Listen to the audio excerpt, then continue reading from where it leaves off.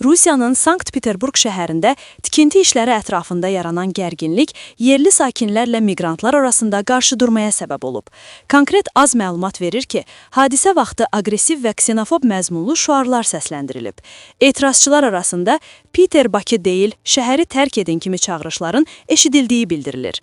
Qeyd edilən məlumata görə, aksiyada iştirak edənlər miqrantların çalışdığı tikinti şirkətlərini qanunla qorunan tarixi binaların sökülməsində ittiham ediblər. Onların iddiasına əsasən bir neçə yaşayış evi dağıdıldıqdan sonra vəziyyət nəzarətdən çıxaraq açıq qarşıdurmaya çevrilib. Bumaqa nəşrinin məlumatına görə hadisə vaxtı binanı müdafiə edən fəallardan birinin sözlərinə istinadən təxminən 19 nəfər saxlanılıb. Jurnalistlərin dəqiqləşdirdiyinə görə onlardan 12 nəfər polis bölməsinə aparılıb. Saxlanılanlar arasında 4 nəfərin millətçi radikal qruplaşma Naspol üzvü olduğu qeyd edilir.